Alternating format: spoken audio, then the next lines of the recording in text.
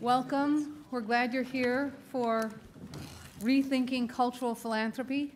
If you were intending to get to a different session, now is your opportunity to escape.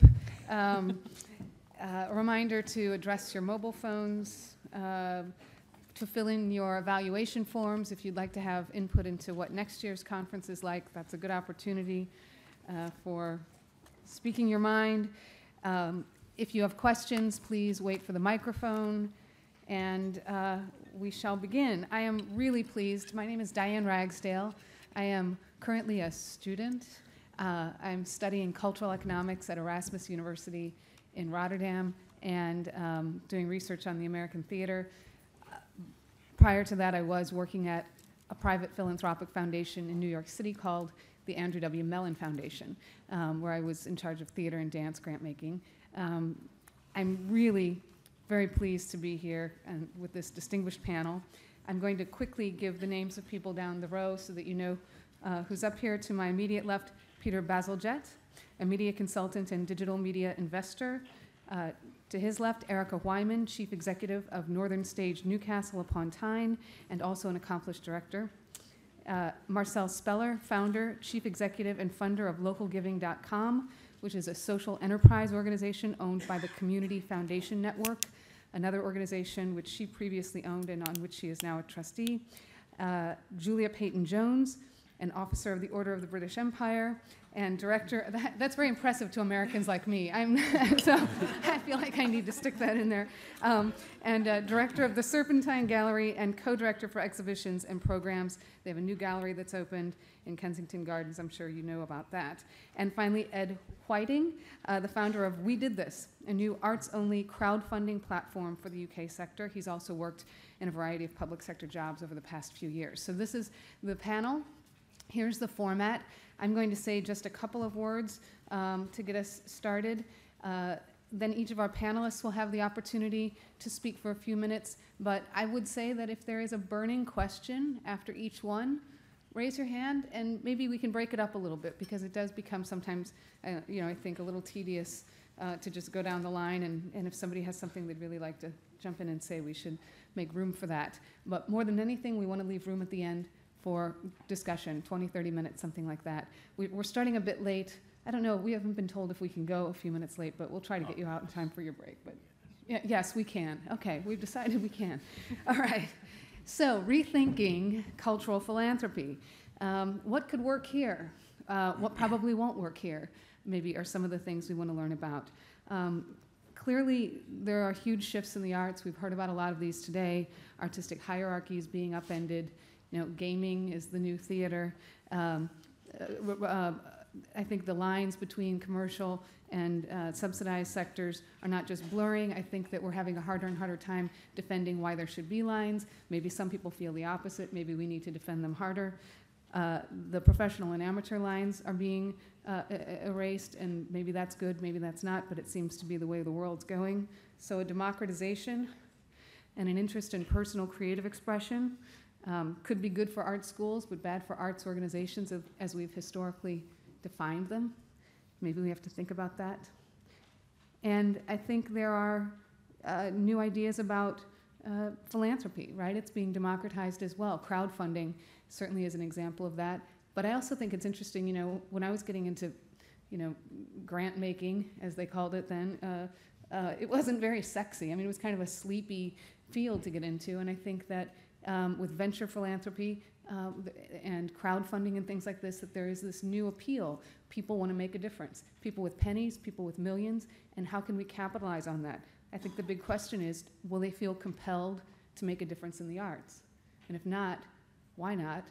How can we maybe compel them to want to do so? Anything else I want to say?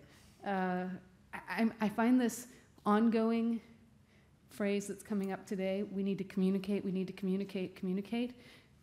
I just want to question, is that what it is? Is it that we don't have the words? We haven't used the words, or is it something else? Have not enough people experienced this, what we do, to be able to make a case to them effectively? And finally, are we effectively able to trace the value of what we do through to society, through to the people that we think we're impacting? It's one thing to say the joy of the artist in making the work. It's another to be able to trace that joy through to the people who benefit on the other end. And maybe we're not making that case. So I'll stop there. Peter? Oh, thanks very much. I've been described as many things in my life, and I think digital media investor is probably one of the more polite ones. But actually, the reason I've been thinking about cultural philanthropy recently is because I'm deputy chairman of ENO. And I was just going to chuck out 3 ideas today, which I sort of call big picture ideas, really, about cultural philanthropy. I think it's very important, while 1,000 flowers may bloom in the arts sector, to sometimes look at the field they're growing in and see how you might be able to spread a bit more manure on it. So just 3 thoughts, which are sort of big picture thoughts relating to the whole sector. The first is, and by the way, I think nobody in this room underestimates the need to raise more money from donations, given the climate we're operating in. So I take that as read. The first is really inspired by the way in which Cambridge University and its recently retired Vice-Chancellor, Alison Richard, decided to raise money for the university. She had however many colleges there are, 25 colleges, all doing their own thing, all raising money in a rather fragmented way, but the university itself didn't really plant much of a flag, and therefore giving to the university was a very fragmented thing, and it really didn't brand itself very well. And she said, well, we're going to have a campaign for £1 billion, which we're going to raise over the next 7 years. Anybody who gives to an individual college, or indeed a faculty, that money goes to the £1 billion. And she completely changed the way donors looked at Cambridge University, because she developed a major brand. What the arts community needs is, if I can slightly paraphrase an existing title, it needs a really big give. And instead of the 300 to 500 million a year that gets given to the arts, we need to say in 7 or 8 years, we can raise £1 billion. This is how we're going to do it. And anybody who gives to an arts institution, however small or big, is contributing to that total. So that's one way, and it's about planting the flag of the need to give to the arts, and it's about creating a sort of brand, if you like, that everybody can sign up to and gets much more coverage. And also, you know when they raise money for the telethons like Children in Need on television, or whether they raise money in one of the newspaper appeals at Christmas, everybody loves the total going up. Everybody gets into that. Everybody feels good about contributing. So that's one thing. We need a really big give. We need to plant the arts flag as a major sort of brand and a great thing for donors to support. Second thing is, if you look at how O2, Amex, Vodafone, companies like that get loyalty from their customers today, one of the ways they do it is they give people lots of bonuses. If you're an O2 customer, you can have a pint and a pie with the rugby players after a rugby international. If you're a Vodafone customer, you can get, O2 of course is the O2 Arena, has privileged access. All sorts of things you get for being an Amex customer, as well as being charged through the nose. What we do as institutions when we raise money is we take, in the case of opera, we take spare tickets, and we're very nice, and if people join one of our patrons clubs or friends club, we give them privileged access to directors or composers or special dinners, but we're just doing that in microcosm. If you had a thing like a donor arts card, and it might be a donor arts card for individuals, it might be a donor arts card for corporates, and we all were pooling the spare tickets and special events we've got that people could come to, much as airlines pool air miles, then when you give to an arts institution, you would get privileged access to this whole cornucopia of arts events that you could go to, because it's on some sort of online offering. So that's the second idea.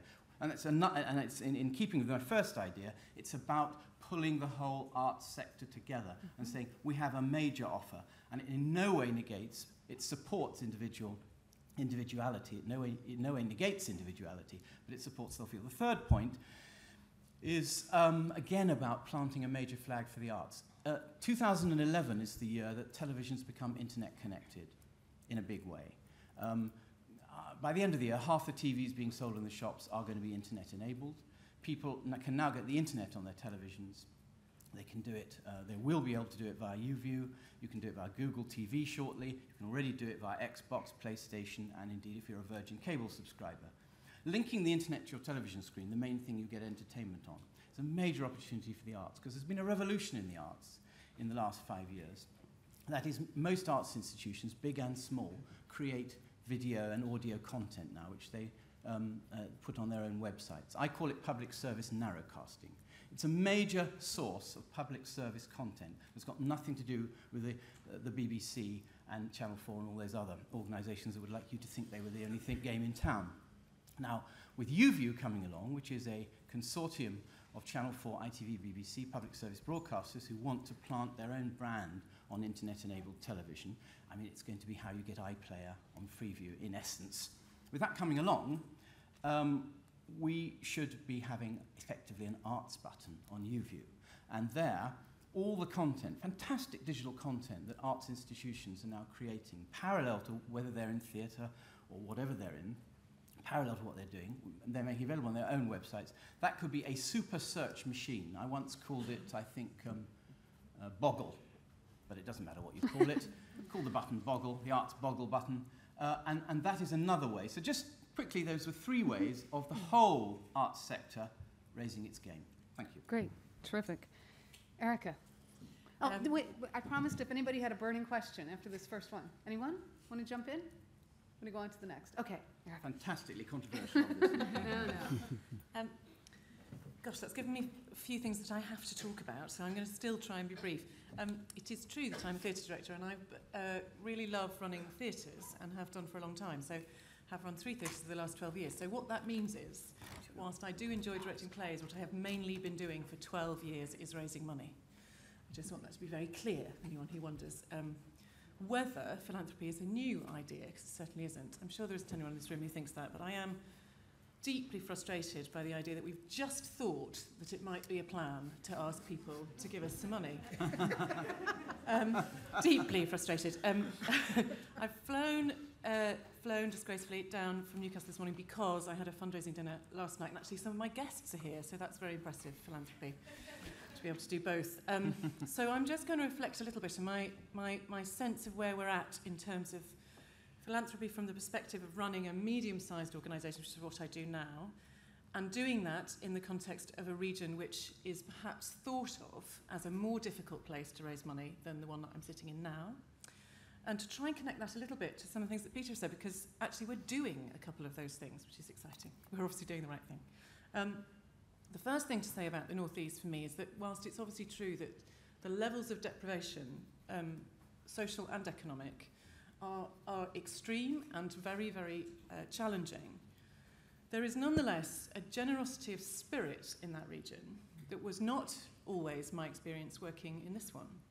And that philanthropy, for me, needs to be defined much more broadly as the capacity to give. And you might give your time, which is easier to measure, or you might give things that are really hard to measure, like your love or your trust or your attention. I think attention is hugely important. I would agree very strongly with Josie earlier, who said it was possible to fund the innovative. Of course, it can seem terribly difficult if you've got a traditional model of philanthropy, but I'll give you one example of something that we did in the North East to give you a kind of picture of the world that I'm working in. We made a show at Northern Stage last year called Apples. You could talk about apples in a number of different ways. I could say to you, it's a novel, started life as a novel, about really disgraceful teenagers, 15-year-olds, living in Middlesbrough and having a horrible life. You could say, which is what we said when we read it, that it's a very funny, very clever take on Paradise Lost set in Middlesbrough. You could say that it reminds you of Virginia Woolf. You could say, which it does, and you could say that it describes the most revolting and controversial sex that I've ever read in a novel. That might be me being innocent. And it certainly has the greatest intake of drugs and alcohol, anything I've ever read. All of these things are true of Apples. It was written by a brilliant man called Richard Millward, who was 21 when he wrote it. He's a little bit older than that now, and it's been translated into many languages, and we adapted it in partnership with Company of Angels. And the point of telling you all of this is that as the project emerged, we wanted to make sure that the audience that saw it were, in part at least, the audience about which the novel was written. And we took the piece to Middlesbrough Empire, which is a nightclub which features in the book, and we knocked hard on the door. in spite of very good advice from absolutely everybody we talked to in Middlesbrough, who said you will not be able to get into the Empire, and when you do, they're going to throw you out. They're not going to want to work with a theatre. Theatre was a dirty word, like arts. It's a dirty word. And we bullied our way in and tried to explain that actually this could be an extraordinary experience for the young people who go to that nightclub very regularly. And actually, it's a very responsible place, as are many of our nightclubs. I was delighted to discover all the systems for making sure that people don't drink underage and all those sorts of things. And we produced the play in Middlesbrough. The point of saying this is that, I'll tell you how in just one second, but that project enabled Northern Stage to raise more private donations than we've ever raised before. And almost all of them came from people largely in business, but from a variety of professional roles in Middlesbrough, who cared very much that that story made it to the Edinburgh Fringe. It was that combination that absolutely swung people, the notion that status would be given to that story. So I wanted to mention that because I think there is a perception that it is easy if you're in London, which it certainly isn't, and that it's easier if you have got a traditional art form. Actually, I think it's only easy if you have a good match between the thing you really want to make, for all the reasons that you want to make it, and the people who may have some money to give it to you. And you don't always have a good match, particularly with some very good ideas. I'm very involved in a collaboration in Newcastle and Gateshead. I think there's some members of the collaboration in the room, which has been an extraordinary coming together of 10 cultural venues, the biggest cultural buildings in the conurbation. And we've been working together as an informal alliance for a very long time, but in the last 2 years in a much more formal way. And we do many things together. We've looked at our economic impact, as you might imagine we would. We're looking at ways that we might raise public finance together. We're looking at all sorts of efficiencies with rather more urgency than we were. But one thing that I'm very close to is I champion a group of the communications and marketing directors. I think it's quite interesting that I've ended up being the champion of that group. It isn't what I do, it's not my expertise. But actually, I think I understand why it's happened, because I wear two hats, and I'm very concerned about the way that audiences think about the work. I don't think it's a marketing issue or a marketing challenge, in the same way I don't think that philanthropy is a fundraising challenge. I think and we were talking about it earlier upstairs, what we've got to do is change people's minds about the value of the arts. And we could change the word, but I think we might just be lying. Sometimes it's the right thing to do to change the word, but you know what I mean. Actually, we need to own up. If we think this has value, we have to say to people that we think it has value. And one thing that we are doing, well, a couple of things that we are doing that relate to what you said, Peter, we are investing in a joint digital channel to see if we can pool that content. But more pertinently to the question about reinventing philanthropy, there's been a lot talked about, and I know it sort of forms part of the provocation paper for this session, about the American model and whether it can work here or whether it's impossible here. And I have to say there was a lot of scepticism, and remains quite a lot of scepticism in the North East about whether it could ever work in England. Of course, it works already in some senses, certainly in London and in other bits of the country, but it is a more difficult question in a region like the North East. One thing we've discovered, and we did some research, very in-depth research with a small group of our audience, and asked them about their attendance habits, but also their loyalty and their feelings about organisations and whether they would ever give, and very few of them said that they would. The ones that did initially were the people who felt a very, very strong relationship to an organisation. This is not news, I know.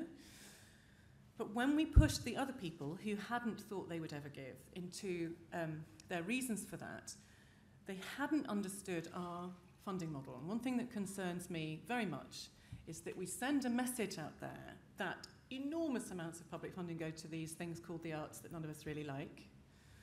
And then we've got to charge a lot for it. So by the time you start asking people to donate, they feel like they've been asked to pay 3 times.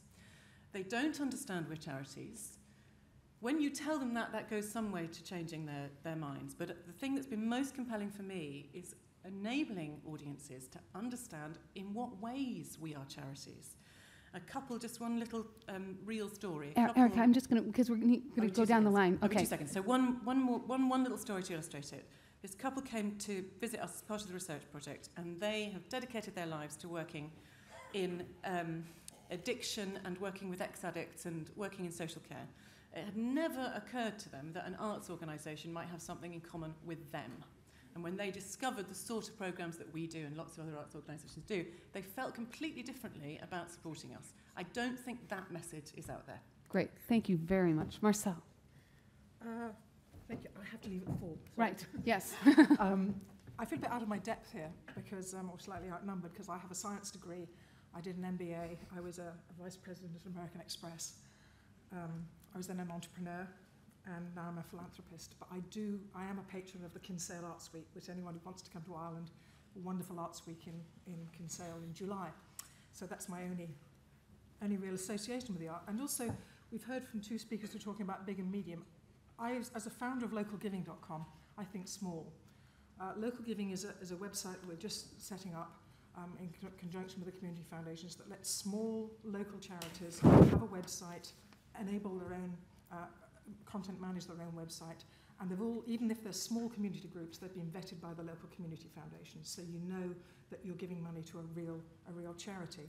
So we're talking small-scale projects, we're talking small local areas, and small donations. The minimum amount on Local Giving is £5, the maximum is £1,000, but the average is about £30. And we also have volunteering as well as money. But I feel that these small-scale things add up to something really big. And I think the arts as a whole can learn quite a lot from these very small-scale projects. I took a look on the site this morning. We've got about just over 300 charities on the site now. We'll be national by the end of the year and hopefully have about 10,000. But of that 300 plus, 50 of them actually classify themselves as being involved in the arts, culture or heritage. But they're not just doing things that they like doing because they're people who are in the arts. What they're doing is using the arts as a vehicle to make a difference in their own communities. For example, Giant Productions, I haven't brought the website along, but Giant Productions, guys in Glasgow, they're creating inspiring, curious and unexpected arts experiences for children under 12 and their families, accessible to the hardest to reach children in society. One quote from them, "My son has come out of his dark world into the light, and it is a joy to see he's happy and loves what he does, trying to be himself, which he didn't have before Giant." Then there's the London Bus Theatre Company in London. They provide drama workshops, resource packs, training days and videos on drug awareness, alcohol, antisocial behaviour and bullying for children and young people of all ages and backgrounds, and particularly the most disadvantaged. Probably one of my favourites is the Finch Hampstead Handbell Ringers, with some wonderful people in Hertfordshire who do handbell ringing. But what makes them more than just a group of people getting together ringing handbells, because that's what they enjoy, and it helps their social life, and that's great, but I'm not going to give to that. That's them enjoying themselves. The reason I might well give to them is that they actually visit old people's homes, and they provide musical entertainment and therapy and integration with the elderly in care homes, including people with Alzheimer's. So what they're doing is actually involving their community. And one of the things I'd say to the MP for Ashfield, Gloria De Piro, just now, that she had this D.H. Lawrence museum that she was talking about in Ashfield. Why wasn't the local council funding it? Well, I was in Reading yesterday, and I spoke to someone who was from the Slough Museum. Now, they've probably got less going for them than D.H. Lawrence, apart from Come Friendly Bomb and Drop on Slough from John Betjeman. And The Office. And The Office. Yeah, and what they're doing, they had this Slough Museum that was really important for their heritage. So what they've done, they've used the space to have arts things going on there, to have young theatre groups, to have people coming there. And they're not getting money from the local council. They're doing it themselves, and they're making a difference in their community. So they're not just asking for money, they're using those resources and doing something brilliant with it. And of course, all these groups that I've mentioned, they're all using technology. They're all on Local Giving, so that they're using technologies to engage with their communities. They're raising awareness in communities so that people in the communities know what they're doing and how they're helping. They're raising small donations from the whole community, not just high net worth individuals, not just major philanthropists, people who care about what they're doing. And they're also, and that's also a very important point, they're engaging their donors regularly by informing them about what's being done with their money. The handbell ringers have just bought a new set of bells so they can go to more places, and they've encouraged more people to come to them. And they're using the web to actually inform people. And they're not, please don't send me another free pen in the post. Please don't send me another 75 full colour page printout of your annual report. Just send me an email saying, click on this link and you'll see what we did with your money. We bought some new handbells. We take carers we take children who are carers, we take them to the seaside and we give them arts therapy.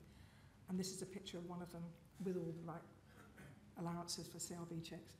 And that's what you've done with your money. And I think that's what you've got to do to show people what is being done with their money and the effect it has in the community. So I think these little guys, who I've been hugely impressed with, I think all of us have got a lot to learn from them. Thank you. Peter and I are wishing you'd brought the handbell ringers with you today. Can we hear them now? I want to hear them. Well, you can see them. That's right, we're going to go on They're the really site. nice ladies. Great. Julia. Thank you very much. And thank you very much for the introduction and the invitation here, and for mentioning my OBE.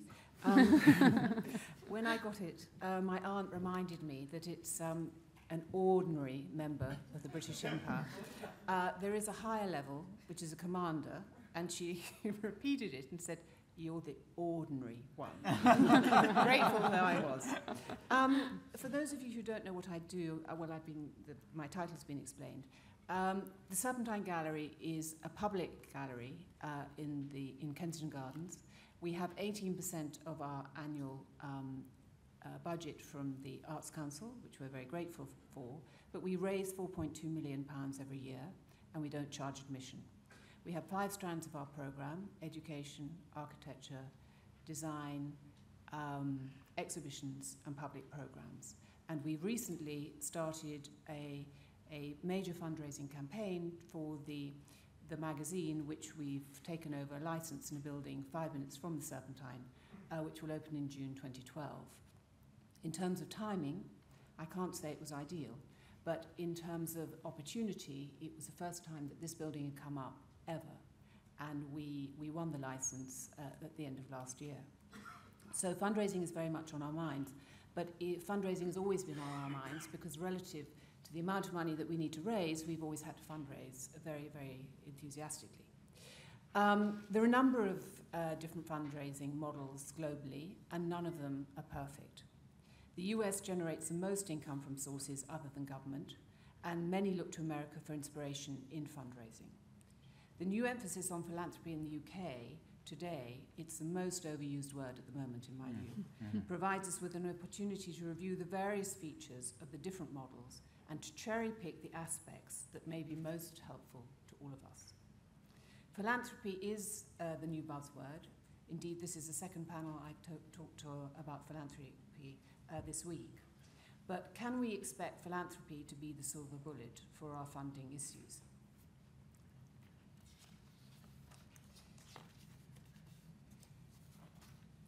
There is a plurality of funding models, and philanthropy is one element within this ecosystem.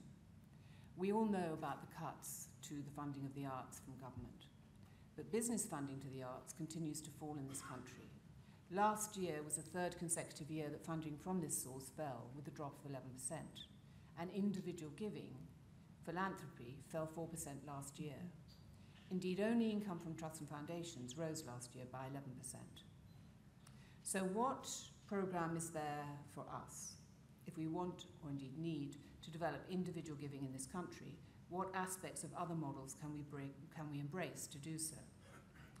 What has made the US develop a more sophisticated model of individual giving, for example? There is a need that has existed for a long time in the US. Without being able to rely on public support, Americans have had to develop a culture of asking and of giving that we have not had in order to get things done. As Alexis de Tocqueville wrote in the Democracy of America in 1835, Americans of all ages, all stations of life, and all types of disposition are forever forming associations.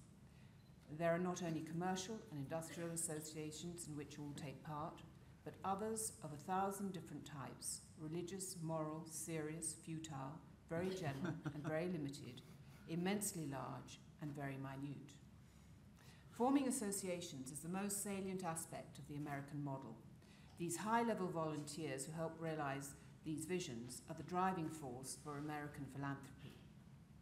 The rationale for giving both time and money is rooted in an inspiration to give. fostered by allowing individuals to feel that they have made things happen that otherwise would not have developed. The assistance can take many forms. This can, of course, be through financial donations, but also through the donation of their time, expertise, or contacts. To be certain, tax breaks operate as an indirect subsidy to charities in the US, and this does incentivize individual giving. The UK offers public support through the Arts Council and other bodies. Both systems have their benefits.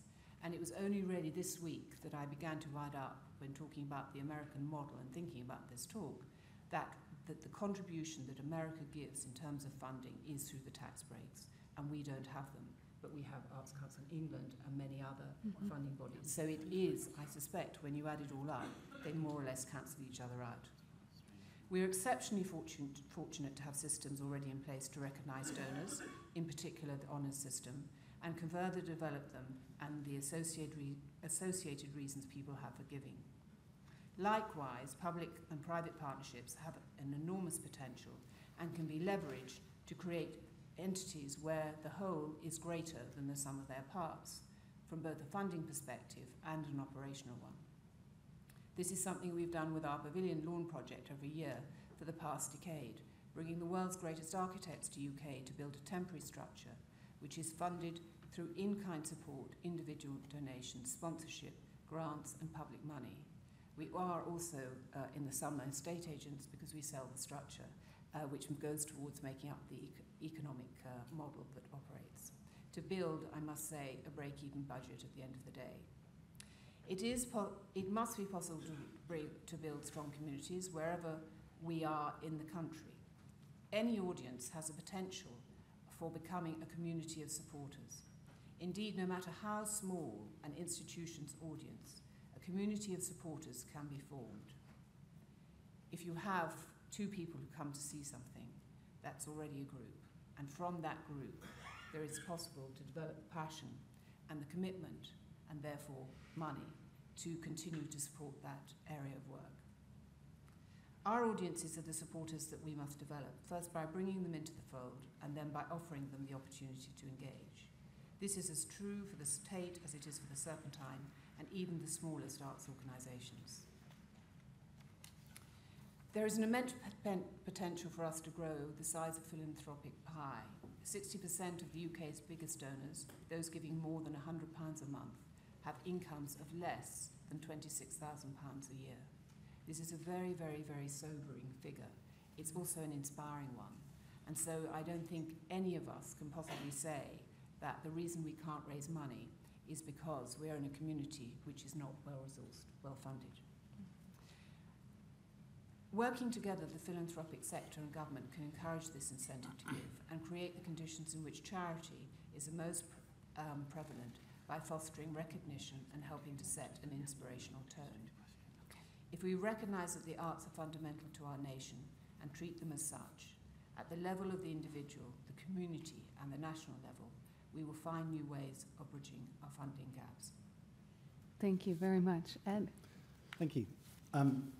I likewise feel, as Eric said earlier, like a little bit of an interloper. I don't stand here with a massive organisation behind me.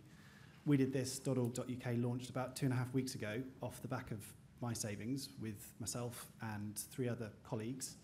But because we're working with lots of other people working in the arts and because other people believe in what we're trying to do, we're starting to get somewhere. And we've raised about £4,000 in the last 2 weeks. We've got really ambitious targets for the projects that are on our site.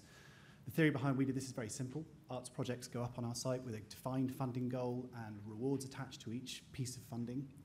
And then it's up to them to raise the money within that goal to generate sort of funds for the project. And it's this sense of popular crowdfunding, popular support for projects. What's interesting, I think, for me is that when Peter had his list of 3 things, we're certainly doing 2 of those already. We're planting a flag for the arts for a start. Our slogan is Arts for Everyone, funded by everyone. We're an arts-only crowdfunding space. We don't have other community projects, charity projects, though worthy though they are. It's not for us. We're about the arts. You talked about a big campaign. Well, each project has a defined campaign with a totalizer that you can watch go up, and you can see it, actually. I'm quite excited by it in a really geeky way. You can watch these green sort of totalizers creep up as the money comes in. I also want to today talk about something I want to do with other crowdfunding sites and do something new and collaborative in proposing something of a National Crowdfunding Day, where all the different crowdfunding sites, because there are a few and I think that's great, get together and set a target for a day so we can have that kind of a telethon moment and get people into the sense of getting rewards back. So different from a telethon, everyone who gives money gets something back, gets a reward. I'll talk about that in a second. Also on your bonuses point and the O2 bonuses, that rewards thing is absolutely part of what we're doing. But again, I want to push the model a bit further by saying when businesses give through We Did This, which I want them to do, I want them to split up their donations. I want to take their £10,000 donation, split it into 100 pots of £100 and give those £100 to each of their employees or to 100 nominated employees to spend on the company's behalf. Those employees then get the rewards back as if they were individuals. So they get that deepened involvement with the arts organisation. They get something specific back for their giving, which will encourage them to become givers in their own right in future. And I'd like to say, you know, if any businesses want to talk to me about doing that, we're ready. I think it's going to be really exciting. I think it's something new. I'm already talking to a couple of people who are interested, so let's get that conversation going too. So I think we've got the kind of aspiration. We're already doing the kinds of things that Peter's talking about, and I'm really glad that we agree with each other on that. I'll stop talking about We Did This for a second, actually, and start to talk about rethinking cultural philanthropy, because that's what we're here to do. I just want to make, I think, firstly, is the model broken? I don't think it is, but I don't think it's really fully realised yet, because I'm not sure we've, and this is just me. This is not me with an institution or anyone else telling me what to say. It's just my thoughts, so feel free to disagree. That's why we're here.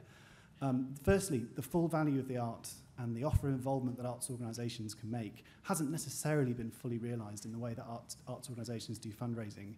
It has for some, and it works when it does, but the sense that all of these valuable things, this valuable process that arts organisations have, and how you can get people involved in that process and how you can deepen their artistic involvement by offering them things in return for their funding, I don't think we've quite hit on how to do that yet. And I hope we're partly an answer to that.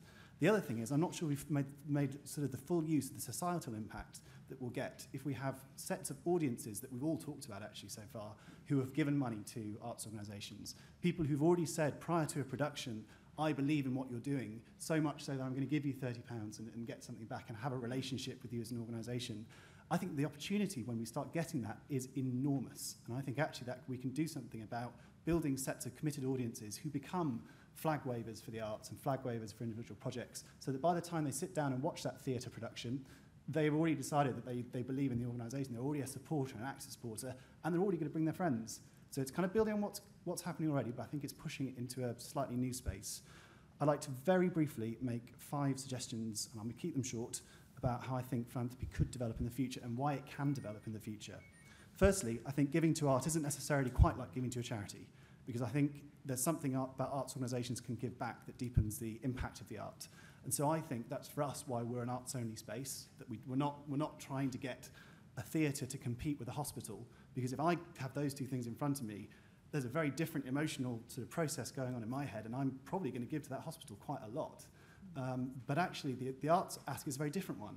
The arts ask is saying, well, you get back the sense of giving and making something happen, but you also get back an involvement for yourself. So I think that's one thing that's really important.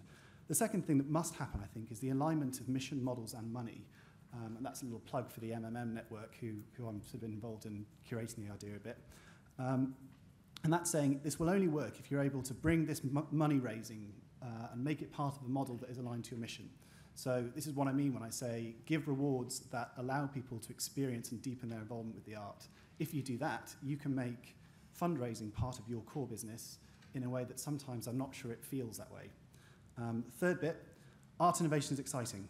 And when you innovate, when you collaborate, when you try something new, it's incredibly exciting just because you're doing it, but also because of the product you create. It creates new things. It's what drives art forward. That's exciting to funders too. And so I think this whole week, there's lots of talk about collaboration here today as well. I'd say let's get some collaborations going and let's get them funded. I've got a platform, other people do too. There's lots of other ways to do it, but I'd love it if you all came to my platform actually. But I think that use the fact that artistic innovation and what pushes arts forward is exciting, and use that to get money in. Fourthly, there's a high willingness to pay behind the arts. There's a really interesting study written by this academic called Billa Hansen, I think, about the Copenhagen Theatre. And her conclusion was that the willingness to pay, the net willingness to pay across the general public, those who go to the theatre and those who don't, far outweighs the public subsidy that the arts gets. What I'm trying to do with We Did This is to bridge that gap and say, well, look, if you have got willingness to pay, let's test it and let's see, you know, if you do really want to pay, then we're going to give you an opportunity to do that. And let's see if we can turn that into a slightly different funding ecology. Finally, I think there's something about the way we do this that will make us successful as a sort of philanthropic movement. And that is, I think we can only be effective if we can create a positive and inclusive movement about supporting the arts. For my side, I want businesses to be involved. I want very small organisations to be involved. I want diversity of projects. I want large organisations to come onto the site to raise money, but also to bring their audiences there. And I think that's the contribution that large organisations can make to smaller ones, is bring them to a space where people fund art. And I think also I'd like to work with other platforms in doing that. So, bottom line, I think we can make cultural philanthropy work if we make the ask valuable to funders and valuable to any amount of funding. And I'll stop there. Thank you. That's great. So I think just as a point of housekeeping, we did start late because everyone was late coming from the last session. So if you're okay, we'll go a little bit into the break. However, Marcel needs to leave at 4. So Sorry. what I'd like to do is first give an opportunity. If anyone has a specific question, maybe for her, then we can take that. And then if she has to leave, we can continue speaking. So anyone specifically have a question for Marcel? Okay, great. Wait for the microphone. Thanks. Hi, I'm Anne Bonner. It's a question for Marcel and probably also for Ed before you go, Marcel, because it's very compelling, the sort of offering of a platform for different types of artistic initiative. How do you choose? I mean, are you going to be someone that arts organisations have to compete with No. each other to get on, or do you take anyone on any basis? And I'd ask the same question to you, Ed, as well. We basically, the only thing that happens on local giving is that as they're all charities, they have to be vetted by the local community foundation in a process that's agreed by the Charity Commission. And basically, we've designed the platform so we can take 100,000. So it's just a question of being approved as being a charity. And we're actually thinking of ways that people can just register without being approved if they just want to sort of wave a flag and say that they're there. But if they want to take donations, then of course we've got to make sure that they're vetted because of all the banking and possible fraud situations that could have in there. So anybody, basically, I think is the answer. Well, anyone who's a charity. For local giving, it's a charity, but we are working, in fact, with the Big Society Network on Your Square Mile, so that any community group could possibly register. But it's only then if they want to take volunteers, there has to be a little bit of vetting to make sure we're not sending them to a den of knife murderers. And then the next one has to be, if they want to take money, they have to have another level of vetting because there's obviously, credit card companies and certain things that have to be in place to make the donors feel completely confident that what they're giving to is a bona fide charity.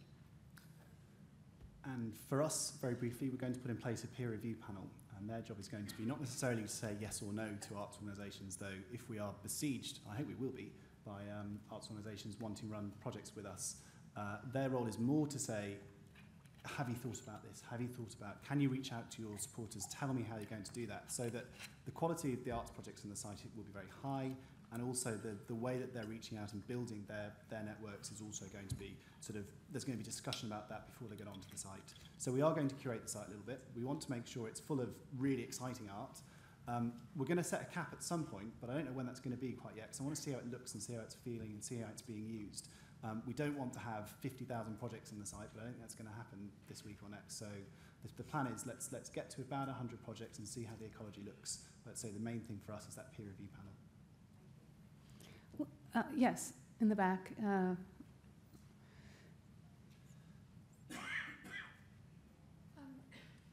In terms of some of the talk and thinking that's coming out of government at the moment, there seems to be an implication that there are kind of revenue streams and different ways of fundraising and all kinds of ideas that people in the arts haven't come up with yet in order to fund what's going on. And I just wondered whether the panel, including myself obviously, possibly Peter or whoever, kind of feels there really are all these different kind of alternative funding models and revenue streams and sources of funding, because that sort of seems to be what government is saying, and I'm not sure where they're supposed to be.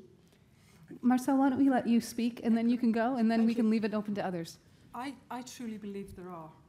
I truly believe there are a lot of people that really would like to give and want to be engaged in giving. But they want something back from it. It isn't a one-way street. They need to be shown the difference that what they're doing is making to their community, in my case, or to the arts. And I think a lot of what I say to charities, which also would be valid for arts companies, is engage with your donors. Just keep in touch with them, tell them what you're doing, let them see what the money they have given has done. Because I know from what I'm doing with local giving and what I did, and I did the Secret Millionaire down in Plymouth, I'm going down there tonight, and I'm going down there to see what those people did with my money. And it is, you know, it brings tears to my eyes every time I go there. And I'm not the only one who feels like this. And also the fact that, as you say, there's the people who actually have less money that give more. So wow, I think there's a huge potential. Just engage them. I think, yes, just building on what you said, I think a lot of it is conscious raising. And part of this whole period that we're in is a marriage between an economy that is rather uneven, a fall in subsidy, and yet our organisations, arts organisations across the country that are doing such phenomenally good work, need to continue to do that work. So how are we going to pool resources and come up with new ways of generating income? I mean, it's really an exam question. So the exam question is, who has the answer? What is the silver bullet? There is no silver bullet. However, there are a number of different models, trued and tried by arts organisations both in this country and abroad, that can be adapted to each and every one of us.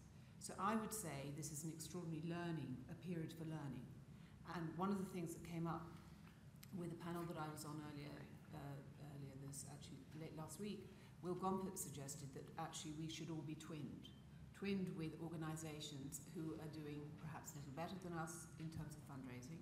And I would like to be twinned with the Royal Academy, who has no public subsidy whatsoever. And Charles Summery Smith is sitting here in the audience. And he's finally found his twin. After all these years. How they do it.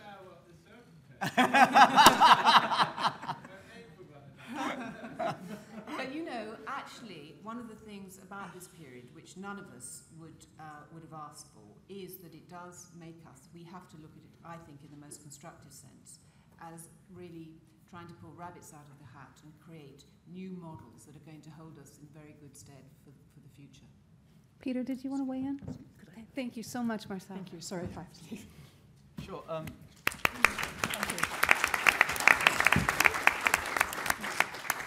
I had sort of 3 or 4 points, Louise. Probably none of them are new to your tools, so you can dismiss them quite quickly, but I'll try them out on you anyway. I think one of the things you've heard from the panel this afternoon is that people are actively now working on new ways of digital interaction. You know, crowdsourcing is only one of them, and you've heard several points about this afternoon. And so the internet era gives us opportunities to interact with people in a way we never could before. I suspect we've only imagined a third or a quarter of the ways that's going to happen. So that's a very important area. I think another area that a lot of organisations have not thought about but could do, and there are some specialist organisations that carry them out, is lotteries and raffles, which you can get licenses for, and you'll find that your supporters, your own community, very much like taking part in it if you've got nice prizes relevant to your organisation. It's a terribly simple thing, but not many organisations are doing it, but some are doing it very successfully. I think a third thing, and we haven't really discussed it, and probably, frankly, to stay awake, we don't want to, but the gift aid system, we are not going to get any enormous largesse out of the Treasury for the next 2 or 3 years. I think we can all be realistic about that, but the gift aid system could be improved. You know, a couple of thoughts are that if you're receiving, I think, more than £200 in return, you know, gift aid goes out the window, and that should be more like £1,000. If you raise that threshold, you'll get gift aid on lots of events you organise, that people come along, they get food, they get wine. That really wouldn't hurt the Treasury very much, but it would make a hell of a difference to a lot of charities, arts organisations. And the second point would be making gift aid opt-out rather than opt-in, I think is a good idea too. So those are things that wouldn't actually cost the Treasury much, but I don't think they're listening to us at the moment. I think that the point I made earlier, so I'm repeating myself, but I think the benefits we as an arts community have to offer donors are not coherent, not marketed well, and if we pull all that together, we really can make it great fun to be involved and give money to us, and there'll be a great canvas across which you could get benefits in kind and events you could go to and get involved in. That's probably it. I think there were 4. I promised you 5. I'm very sorry. That's great. So I think we have just a few moments. So why don't we see if there were maybe 2 or 3 questions, and then we can answer those. There's one in the front, if we have a microphone, and then 2, 3. So all in this section, it looks like. Why do people on lower incomes give so much more, and what can you learn from that for attracting donations from wealthy people? We'll hold and get the other 2 questions and then take responses. Right, there's one here, and then the gentleman 2 rows back.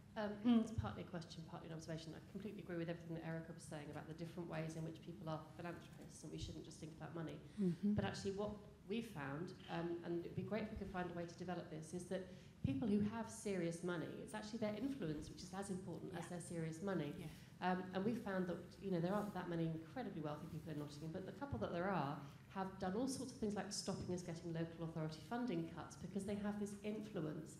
And if we do more on the sort of dating agency side of things, like no, we are proper businesses, we have proper business qualifications, many of us, we run things properly, we run tight ships financially, we're not all flaky artists, and even when we're artists, we're not flaky artists. It's these are businesses. It's something about that legitimacy that we need help with championing, because people with influence, that's worth a great deal of money.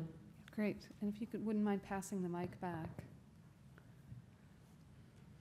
I'm interested in whether actually arts organisations want money or help, in the sense that I've got a certain amount of expertise, a certain amount of experience in a field that could help our arts organisation, probably more than I have the money I could give you. Do you want my money or my help, really? So you can have some intellectual and expert capital, or you could have a few £100. My feeling is that actually, as I've gone round offering my expertise, actually people want my money.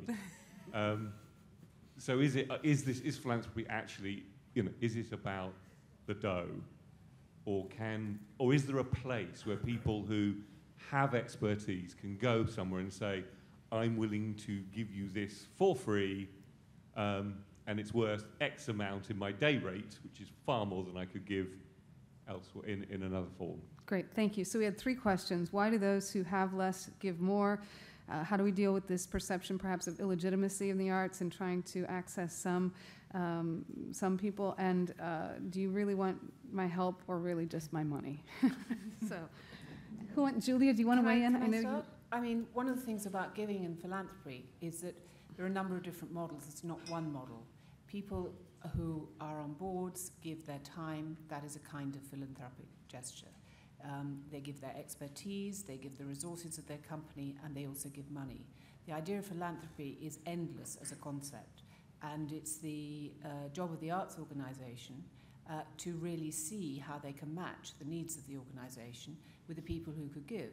So if you have this wonderful expertise that you're offering, I think you will find that arts organisations would relish it, assuming it's legal and relevant to their business. So I can't. It's not a one or other thing.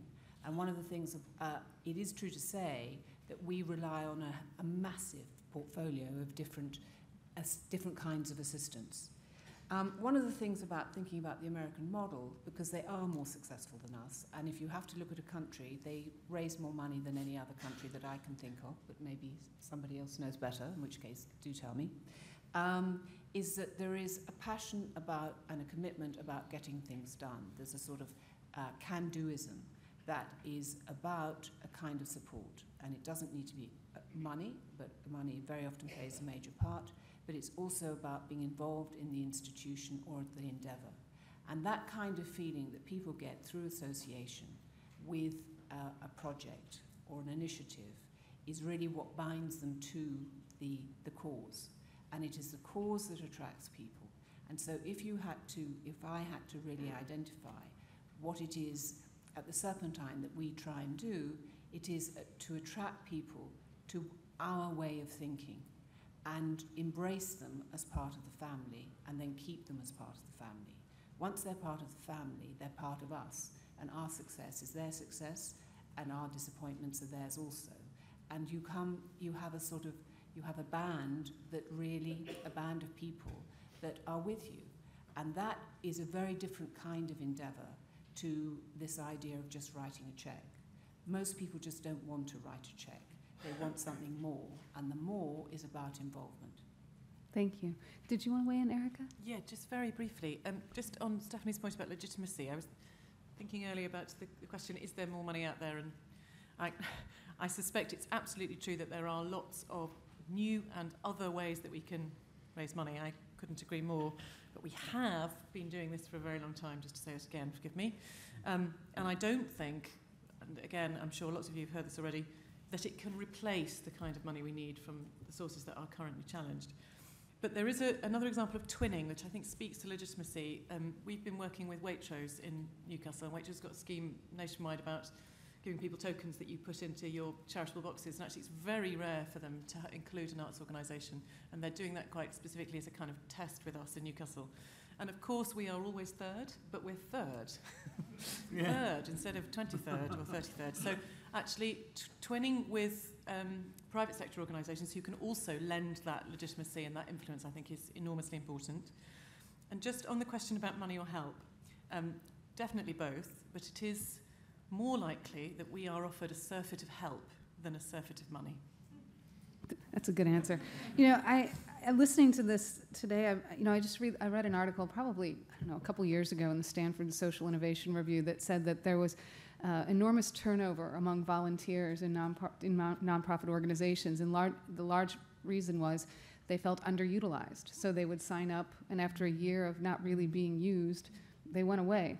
And I think we often have this tension between insiders and outsiders in the arts. Like on the one hand, we pride ourselves, I think, on creating insiders, and yet we have to be porous in the first place to allow everyone to feel welcome to join us. But then what is the involvement that we can offer people to allow them to become part of our family, so to speak? And maybe the hardest thing for arts organizations is going to be this opening ourselves up to other kinds of involvement. Ed, you seem to be nodding. Do you want to weigh in? Yeah, very briefly. Yeah. Just a couple and then I points think this will be the end. I've just gotten the flag that says everybody needs to go to break. So.